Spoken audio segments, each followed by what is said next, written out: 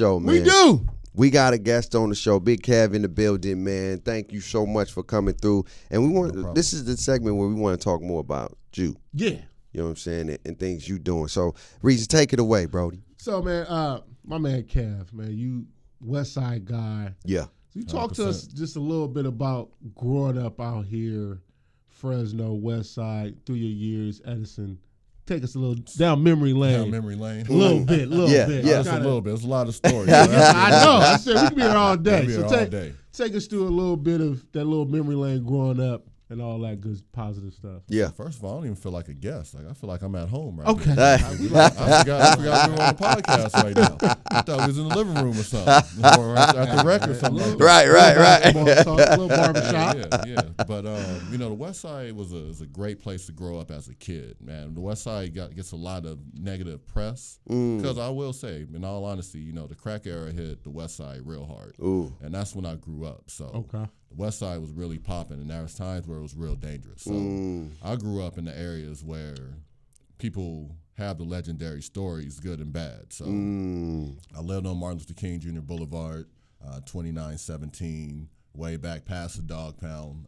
Growing up over there was interesting because I can remember I would ride my bike. My parents had a specific area for me to ride my bike. I go from this house to this house. So I remember the day I figured out why they wanted me to go from this house to this house. So what I did was my parents, they was in the house, they was doing something. So I'm like, I'm going to ride my bike. I'm like 6, 7 years old. Yeah. So I'm going to ride my bike. So I hit a corner. I go down this street called Sampson. And if you ever played Grand Theft Auto back in the day, they had a cheat code where everybody has guns. Ooh. So I never forget, I look down Sampson, and dudes are just walking around with their guns out, just like walking down the street. Woo. I was like, okay, that's why I can't go down the street. So I turned back around. See, Mama told me. So Stay in my lane. I understood. It only takes us one time. So that was that growing up. So I also grew up on the Lotus area. I live on Lotus right now, but my grandma lived down there. Lotus was an interesting street. It was a lot of retired older people there, but a lot of the grandkids started to take over when they got the older people that got older. They started to pass away. So Lotus was real hot. I mean, I can remember on Lotus, you couldn't wear red walking down the street. Wow. And the cold part is. From 3rd to 8th grade, I went to this school, which was a magnet school. I caught the bus at Kirk down the street. Okay. But every Friday we had to wear red. So I never forget. I told my 4th grade teacher, I said, look, she was like, Kevin, why don't you ever wear red on Spirit Day? We'd be 100% if you wore red. I was like, yo, I can't wear red. I said, if I wear it, I'm gonna get something gonna happen to me. Yeah. So we not gonna be 100% because I'm not I'm gonna not gonna be here no more. Y'all don't have the Kevin Tatum Memorial right there.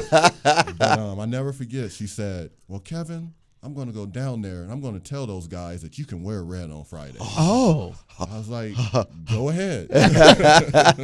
So they made a rule where I could wear white. Okay. On Fridays. Gotcha. So Cool. Lotus was popping back in the day, and I also grew up on Strotter. That's where my grandma lived. So I've heard. on Strotter, I can only be in the front yard. I can only be, from bush to bush. Because you never know what's going to go down on that street. But, it was fun growing up there. And that's the thing. You don't realize how dangerous stuff was until you get older. Yeah. But the older people looked out for us. The gangsters looked out for us. I can remember walking down Lotus. It was like the gangsters knew when report card day was. Right. So I never forget. The hood knew when the they grades knew. dropped. Yeah. So I'm walking down the street, and I just remember there's this dude, he was in front of me. I won't say his name in case he's listening to it. But I remember the dude was like, hey, yo, open your backpack. Let me see your report card. Okay. So he had horrible grades, and they gave it to that dude. Like, they got on that dude. Like, you stupid or something? We don't have no, I ain't going to say all the terms. On the radio, Yeah. But, they got to my report card. Mine was good. So dudes bought me some ice cream from the ice cream. Ooh, see? So When the hood gave back. Yeah, Yeah. we gave back. Yeah. You hear about that a lot. Yeah. It was a trip. But I went to Kirk, then the Bullard Talent. So Kirk, straight West Side, all of us was live. I really thank those teachers up there because we gave them we get into business. So then my parents was like, you know what, you like Kirk a little bit too much. We need to give you a change of scenery. Culture shock. Culture shock. Culture shock. I went to Bullard Talent School of the Arts. I went there, and I never forget the first day I was there. I'm straight off the West Side. All these kids, I mean, I just remember it was a girl who had a driver, and she would get dropped off at the school by her driver. Wow. I'll never forget, it was raining. The driver came out with an umbrella and walked Oh, her some all. real, it was some real top notch right there. That was Bullard Talent. Yeah, Wow. I mean, it was crazy. Black kid on the West Side, Bullard Talent. I didn't know what Louis Vuitton was and all that stuff, and seeing kids with Louis Vuitton backpacks. That's crazy. But the cold part is, they look basic. Yeah. But they was like Louis Vuitton and Prada. I mean, you know, it would be like, what'd you do for Christmas break? Oh, I went to Paris, hung out with the family. Oh, I went to What kind of school is this? Palm and Shaw, Bullard Talent Shaw. School of Arts. What? But I was like, what you do, True Kev? story. I went to my grandma's house. You know, that's just what it was. So the first day I was there, I was trying to act a fool. Like, I was just trying to be bad, you know, trying to be the class clown. I'll never forget this girl named Larissa. She raised her hand and said, Mr. Pitts, Kevin is annoying. Can I move? So I noticed all these kids was moving away from me. So I was at the desk by myself. Recess come, I'm ready to play. Ain't nobody playing with me. Wow. So they like, we don't do this at Bullard Talent. My Yeah, you homeboy- better get your life right, Kev. Yeah, shout out to Paul Miles, Christian Paul Miles, my Nice. homeboy. I've known him since swimming lessons when he was like 5. He said, Kev, he called me TJ. That's my nickname, TJ. We can't act like that at Bullard Talent. So from that, You day need those forward- kind of friends. Yeah. Paul's Accountability. a real friend. Shout out to Paul and his family too. But so that school taught me a lot. I learned about arts, learned about to be more academics. You know, I played the viola there. I played the string bass there. I was in like herpetology. I didn't know what that was. It was a study of reptiles. Wow. Yeah, Herpetology? A lot of my This is some vocabulary real- comes from that school. This is some real dope Yeah, stuff yeah, right yeah. here. We were writing- Herpetology. We were That's- writing like real essays in the 3rd grade. See? Like it wasn't no like, and DJ could tell you, we Yes. worked at a specific school and teachers would be like, oh, just get a paragraph in. I was like, in 3rd grade, we was writing essays. Yeah. on, We man. need to do a 3 to 5. You Yeah. was already writing right. Yeah. Yeah, we had to do a 3 Don't to be 5. making it easy for us because we Come in on, these man. places, man. Come on. And man. then we had to present it. So that was Bullard Talent. So I went from there, and then that's when I started to fall in love with hoop. My original sport was soccer. I used to love playing Wow. soccer. Yeah, I played Soccer. midfield. Yeah. Kev, the soccer Midfield and man. goal. Yeah, I love soccer. Ooh. I can still give somebody the Sweet business on the feet, soccer Kev. field. Yeah, I give somebody the business on the soccer field. Still. Sweet feet, Kev. Sweet Yeah, feet. man. That was it. That was it. That was the game. So I went. I started playing hoop there. 5th grade, I made the middle school basketball team. So now I ain't saying Bullard Talent was a powerhouse. We got ran by everybody. Yeah, I mean, they just had you, Sweet feet. I mean, it was rough. So from 5th to 8th grade, I played at that school. So that became the rumor that I was older than what I was because they were like, I played against Kev when I was in middle school, and he's still in middle school. But they didn't know. Bullard Talent is K8. fifth. Yeah, K8. It's K8. Yeah, So yeah, I was on the team yeah, since yeah. 5th grade. So Nice. even when I got in high school and I was, becoming a rated player, they rated me as a class of 2001 instead of class of 2003. Right. I Wow. was in those ratings because the internet was different back then. But anyway, so I started playing hoop at Bullard Talent. That's when I first got injured my knee real bad, was jacked up. So I got to Edison, and The that was a E! new world. Edison was a new world. I was happy to be there. Yeah, you back Oh, home. man, I was home. Back home. And it was crazy. Came back. Hey, it went Welcome back. I'm telling you, it went from everybody looking like they were from like Sweden to like Atlanta. Yeah, It was yeah. Chocolate see? City at Edison, and I was in love. I loved it. Welcome back. So the E, a lot of people know Edison High School is tied for second in most CIF titles in California I'm mad at that. right now because it's modern day.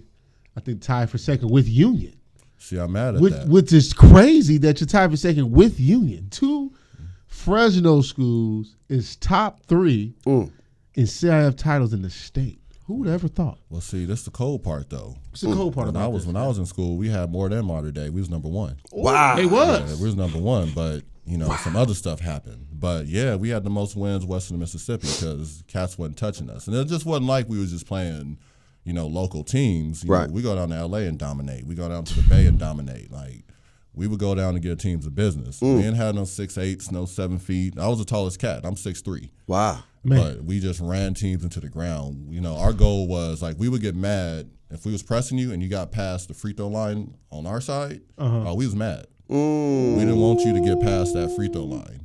That's where we was getting. And do not throw a long pass. And what people don't know about Edison dominated back in the day in football too. Yeah. So all of our cats on the press was like safeties and DBs. Nice. So you think you don't throw a cross court pass Come on, with nah. Lorenzo Sims back there, or Clifton Smith, or Mike Ware, anything? You know, you wasn't gonna get a pass. And Cliff had his footwork was crazy. Hey, Cliff would go to the hole and dunk on you too. Yeah, Cliff was crazy. No cap. Me and Cliff go way back to like we got pictures sitting on the floor at like 1 year old. Ooh, that's way back. So me and Cliff would go. I would ride the bike. He lived down the street from me, so I would ride the bike to his house. So me and him was like Edison blood. Cliff was more Edison than me. This cat painted his room black and gold. I wanted to do that, but my mom was like, "You ain't painting my wall." Yeah. Come on, Edison, man. You ain't painting Mama said, "Hold up, don't go too far." No, man. sir. Do that. Don't You do can't too do far. that. Yeah. But Edison, man, it was like he was a celebrity going there. Like, I can remember, like as a freshman, walking through the mall, and you see, oh, that's Kevin Tatum right there from Edison. He go to Edison. He does this. Hey, yo, Tatum, win the game. Yeah. You know, when do y'all play? Y'all got this. Oh, I like what you did this day. And it's like, I'm 14. Yeah. Yeah. You know, just all the love that you would get. I mean, it was ridiculous. And then the community back in the day. Yeah. You couldn't. Okay, I'll tell you this. This is my sophomore year of high school. Okay. So I went to Bullard Talent for middle school. So a lot of them cats went to Bullard High for high school. Yeah. Okay. So I'm getting ready to come in to play my game. So I'm showing up during the freshman game. My parents dropped me off. And I see Bullard's cheerleaders standing in the parking lot. So one of my homegirls named Tara was there. So I was like, "Hey, Tara, what's up?" So we hugging. I'm like, "Why y'all standing in the parking lot?" They said, "Kevin, those people will not let us walk to the gym. No. They would not let us cross." If you go to Edison, there used to be these yellow picnic tables right in front of the gym. I don't know if they're still there. But you know, if they don't have still there. they don't have the thing going. Oh yeah, because it's the gym, the new gym. is built. Yeah. So it used to be these picnic tables, and that's just where folks hung out playing dominoes and playing cards. So I guess they was talking mess to the cheerleaders. So I was like, "All right, y'all, walk with me. Come through the door. You know, come through the side door." So Edison used to have that type of fear. I just never forget when they call you to the middle, the captains for the basketball games, they go over the rules and stuff. Yeah. I never forget dudes' hands would be shaking.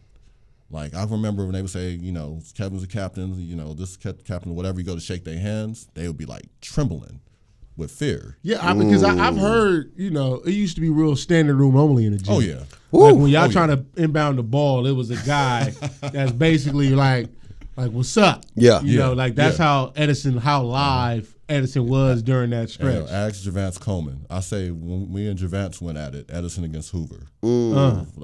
Hoover's gym was small at that time, so we had to play that game at Fresno State in the North Gym. Right. And that was packed. You couldn't get into that gym. And the North Gym popped. Yeah. And then when you came to Edison, though, we played it. We playing at our house. We ain't going nowhere else. You coming into our hood. So I never forget. I went to inbound the ball. The referee had to move dudes over. Right. So that I can inbound the ball. So I'm inbounding the ball. It's a dude on my left. It's a dude on my right. It's people patting me on my back. It's just like when you watch WWF and they go into the stands. Oh, that's how it was. That's how it was. Crazy. You go to save a ball. There's people patting you on your back and stuff like that. It was crazy. It's almost like AAU ball almost. Hey, that's what it looked Them like. big tournaments and stuff. Man, Yeah. that was like a regular Wednesday game. See, It was a regular Wednesday Real game. tradition. So what do you think is missing from the team now? or You know, the team now, or just high school basketball in general. With Man, you know, people gonna hurt me. Uh-oh. They might hate me for this. Uh-oh. Speaking specifically for Edison, there's too many different like 7-on-7 training facilities and all that type of stuff going on. With Edison, we used to be exclusive. So if you played for Edison, you trained at Edison. You know, TP trained you on the football field or whatever. Y'all went to the Hill Park. There was no, you know, and I ain't dissing these people because I like what they're doing for kids, but there was no, you know, this person here. yeah, I ain't gonna say their names, but it was none of that. So I feel like, I feel like too many of our kids have too many people in their heads. Oh, And it used to be, you know, at Edison, you had to handle. You play a hoop, you had to handle. You had to answer to Bill Engel. You know, football, you had to answer to Ray Reyes. None of these other coaches or teams had influence on you. It's like, oh, you want to go play for them and you ain't gonna practice with us? you need to go find another high school to play for. Ooh. So it's no more of that. And I feel like our kids are in too many different groups, and that also took a lot of the fear from Edison. So if I played for Edison, people from other schools didn't really know me. They knew me as Kevin Tatum, the hooper. So they knew that I could have gave you 30 any night, or that you go to the hole, I'm going to put you on the ground, something like that. Yeah. It was like just a different type of fear. Yeah.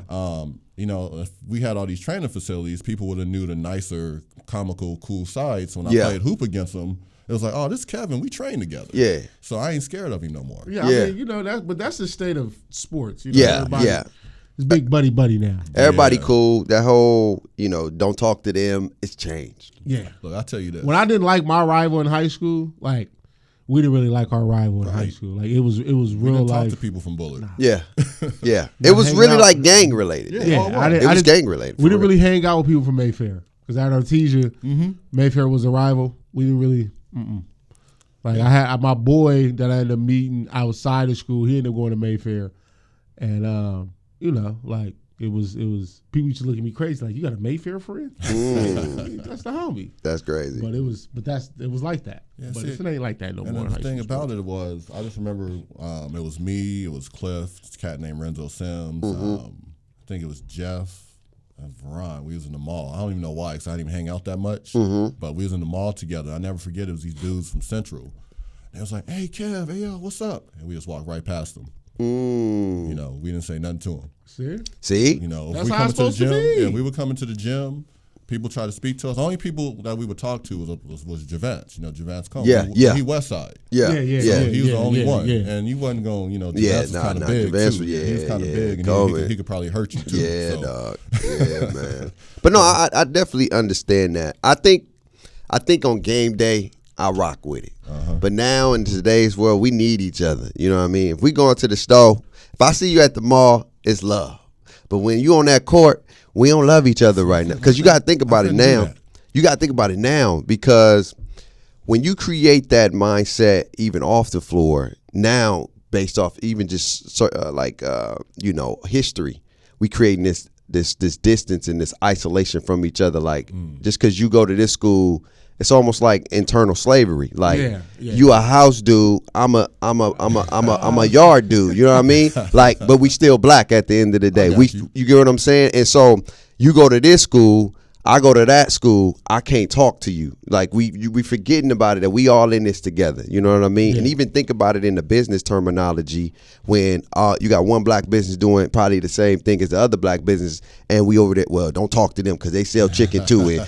But if you notice, if y'all come together and y'all can put things together, put events together, y'all all in it for the common goal. Well, see, it was only like that from October to March. Actually, most teams October to February. Okay, so that's okay. If it's season, if it's season, you know what I'm saying? If it's season, I feel that. I get it, because it's that competitive nature. As long as we know after the season, we good. It's cool. good. Yeah, we were cool after the season. Yeah. I mean, the Sunnyside tournaments or like the summer stuff, we'd all sit together and kick it, cheer each other on in the game. Yeah. And, even in the summer competitiveness, it was just more fun. I didn't care if you went to Bullard, I went to playing for Edison. Or whatever. Right. We shooting, we laughing, we talking to each other. We still dominate. Yeah. Trying to win, but it's more. It's different. I feel that. I definitely feel that. But yeah, Edison, they got to get that. That toughness needs to come back. Yeah. With the E. It's just too. It's all. I think really, and I know I'm I'm in Fresno Unified. I'm an administrator now, but a lot of those cats need to be more involved. The older cats need to be more involved with the school, because that's what we had. We always had the people who went to Edison in like the 1960s. 1970, even like the 50s, they would come back and talk to us about, how you need to be when you at Edison. This is the character you need to have. Community. Yeah, it was really community. It's a village, man. Yeah. Come on, Kev. Yeah. We talk about this all the time, man. It takes a village, and that's what's going to be needed back, man. Edison's village.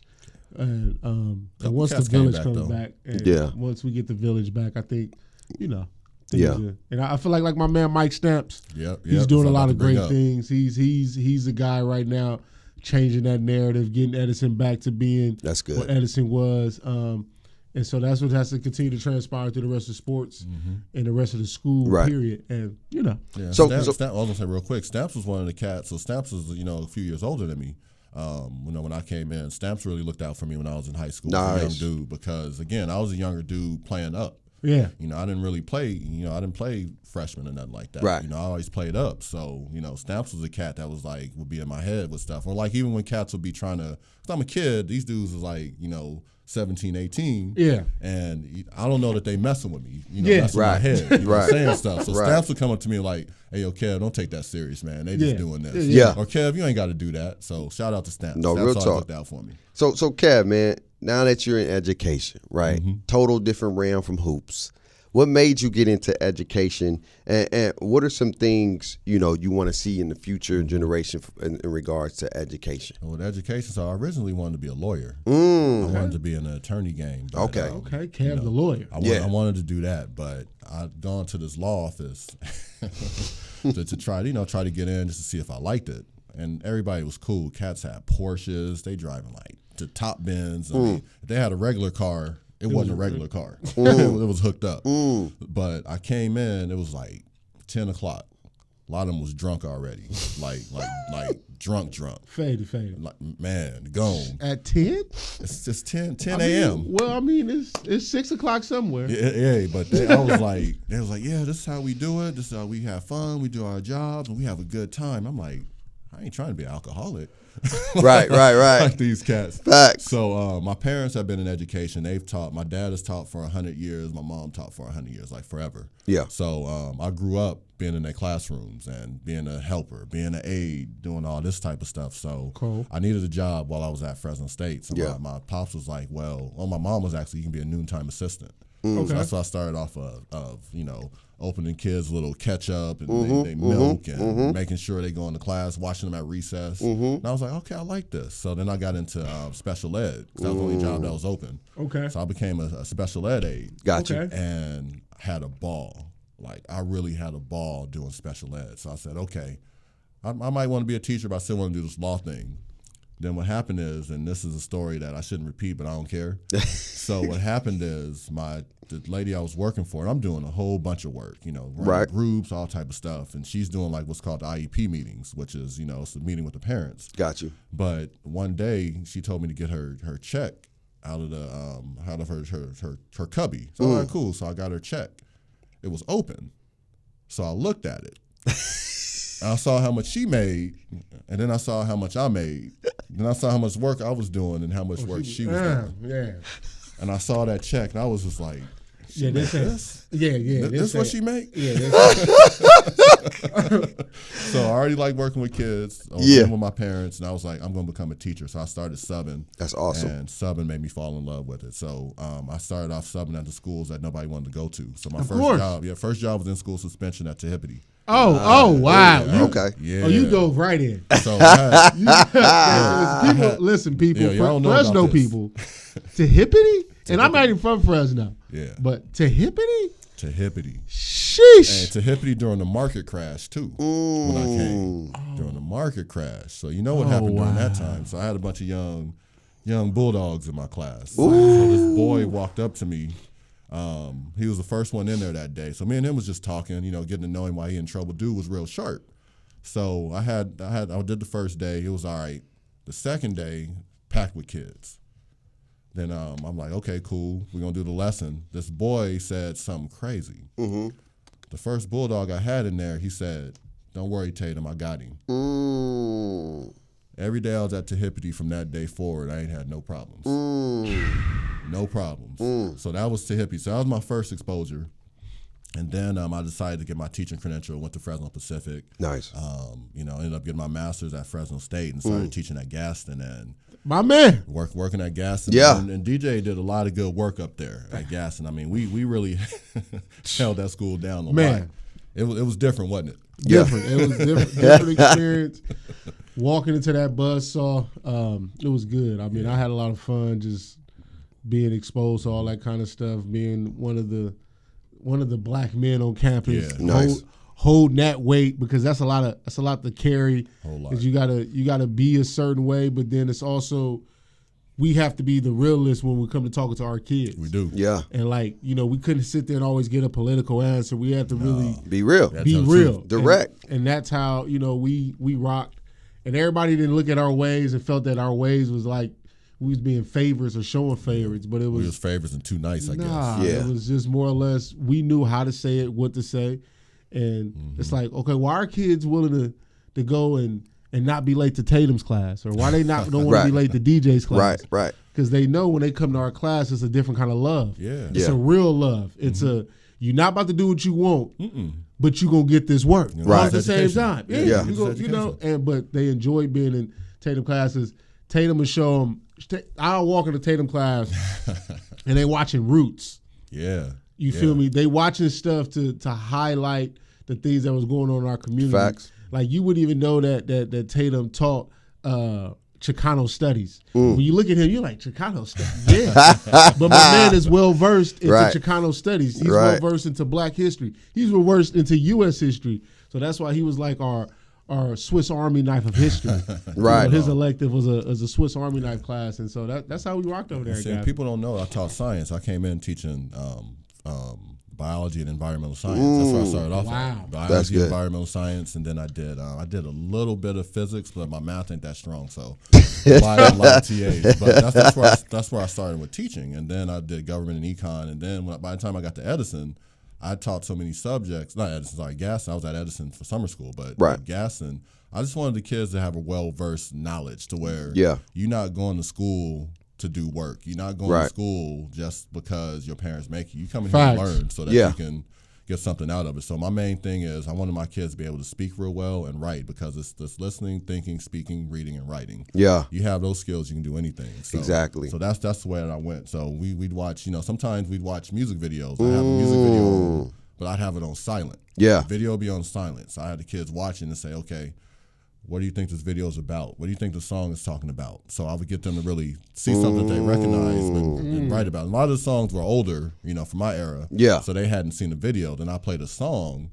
It's like, okay, compare your thought process between, what you thought and then what they're singing about. Right. So I taught them to have a lot of group discussion, so then when we would talk about, the Moors in Al-Andalus, or if we were talking about the Aztecs, or if we were even talking about Hamilton versus Jefferson, they were able to really speak on that because they had the experience doing it in what's called like a least restricted environment to learn. So nice. Lower filter. You know what I say?